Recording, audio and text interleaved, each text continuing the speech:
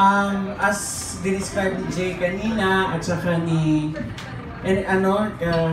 yung sabi ni Jay at saka ni Ever kanina, napag-desisyon namin, napagpasya namin individually na sumali sa isang contest, Scarlet Letters. This was done in memorial of HIV/AIDS Awareness Day, December 1. Sumali po kami. Unang konteksto, ang pumapatay sa mga taong may HIV ay hindi ang virus. Ang pumapatay po sa kanila ay ang social situation kung saan po sila napapadpad. I'm currently doing my PhD in sociology. I'm doing my research focuses on how homophobia in the family influences the lives of gay men with HIV. And I interviewed 31 people. I'm still doing my analysis. This spoken word poetry is the preliminary findings of my research.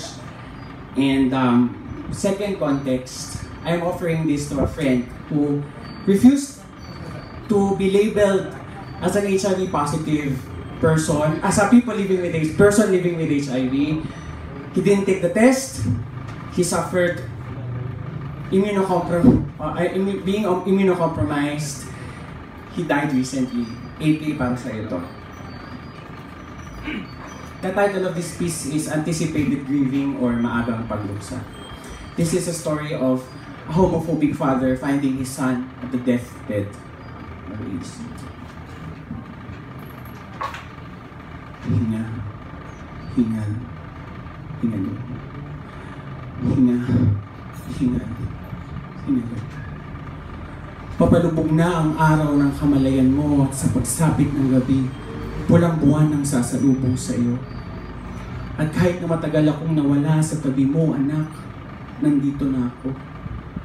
Minamasdan kong higupin ng mga tubo ang buhay mula sa iyo, walang gamot o suwero ang kayang luminis ng dumi sa iyong dugo. At kahit na matagal akong nawala sa tabi mo, anak, nandito na ako. Wala akong mahinuhang kapayapaan sa paghimbing mo, pikit ang mga mata, ngunit mulat sa nalalapit na paggunaw ng iyong mundo. At kahit matagal na mula nang ako'y lumisan sa tabi mo, anak, patawad, pero nandito na ang tatay mo.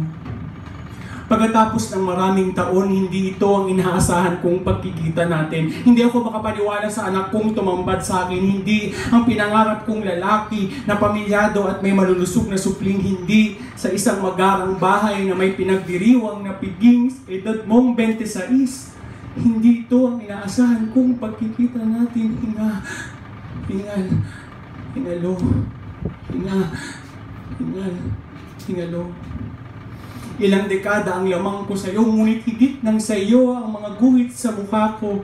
Para kang bumabalik sa pagkasanggol na ginagahol, hindi makatayo, hindi makasalita at hindi makaupo. Minsan ako'y humawak sa iyong braso at ako'y napaso at hindi ko mawari. Anak, lagnat ba to? O galit mo? Anak, bakit gano'n? Ang sabi ng doktor, meron daw mikrobyo sa katawan mo na humihigop sa resistensya mo, kaya ka nagkakaganito. Paano nangyari yun? Di ba sabi mo nung umalis ka na kaya mo na ang sarili mo, na hindi mo na ako kailangan dahil malakas ka na kamo, na hindi mo na kailangan ng mga pangaral ko at ang Panginoong pilit kong ipinapakilala sa iyo? Anak, bakit ganon? Sabi ng doktor, hindi na daw kayang gumana ng mga baga mo ng mag-isa. Hindi ba't yan din naman na ang mga bagang ginagamit mo sa tuwing sumisigaw ka? Pag pinapalo kita ng sinturon, pag nahuhuli kitang kumikembot sa kalsada, at kapag ngumangawa ka ng, tama na. Tama na. Anak, bakit gano'n? Ang sabi ng doktor, may mga pantal daw sa balat mo. Pero hindi ba't gumagaling din naman ang mga sugat na ganito? Katulad ng mga latay, nagawad sa iyo ng hampas ko ng tubo sa tuwing nakikita kitang nakikipaglandian sa mga lalaki sa kanto. Anak, bakit gano'n? Ang sabi daw ng doktor, hindi ka na daw makausap ng matino. Wala ka na daw sa sarili mong wisyo dahil may impeksyon daw sa utak mo. Paanong nangyari yun? Di ba anak, ang tali-talino mo? Honor ka pa nga sa klase mo. Oo, alam ko yun kahit hindi ako umattend ng graduation mo. Anak, bakit gano'n? Ang sabi ng doktor, hindi mo na daw ako makilala. Paano nangyari yun? Anak, gano'n na ba ako kalala? Ang gusto ko lamang, may mapabuti ka at marahil ay tama ako. Dahil nagkaganyan ka, hinga, Hingal. Hingalo. Hingal. Hingalo.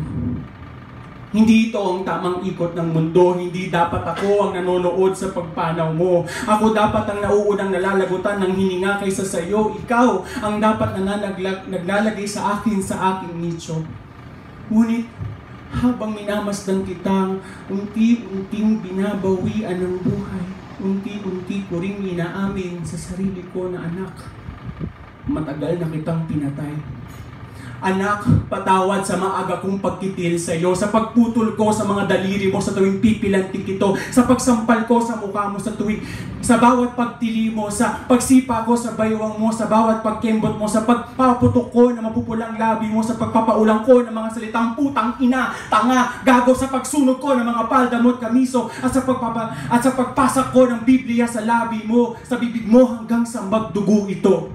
Anak, patawad dahil naging mahina ako. Natakot ako sa huwad na kahihiyan na pinataw sa akin ang mundo. Natakot ako dahil ang tanging nakita ko sa kabaluktutan mo ay labis na kabawasan sa pagkalalaki ko. Anak, patawad dahil isang mapanganib na tahanan ang ginawat ko sa iyo, isang bahay at pamilya na pilit binago kung ano ang natural sa iyo, isang lugar na puro pasakit lang ang binigay sa iyo, kaya ikaw ay lumabas, tumakas at nagpakalayo, niyakap ang bawat huwad na pag-ibig na nagpakilala sa iyo sa pag-aakalang lahat sila ay totoo.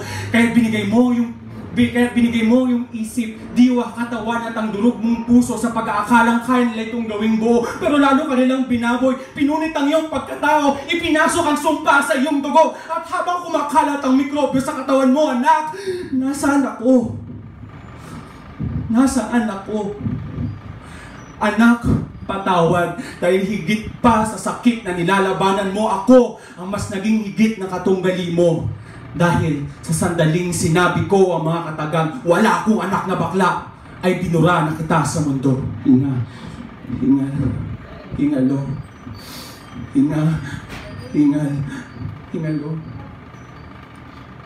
Papalubog na ang araw ng kamalayan mo at sa pagsapit ng gabi, pulang buwan ang sasalubong sa iyo. At kahit matagal na akong nawala sa tabi mo, anak, nandito na ako. Kapwa tayong mamamatay. Kapwa tayong mawawalan. Kapwa tayong magsisisi. At kapwa tayong hihingi ng tawad. At kahit matagal na mula nang ako'y lumisan sa tabi mo, anak, patawad. Pero sana, sa pagkakataong ito, hayaan mo akong maging ama mo. Ang ama mong pinagkait ko sa iyo. Maraming salamat.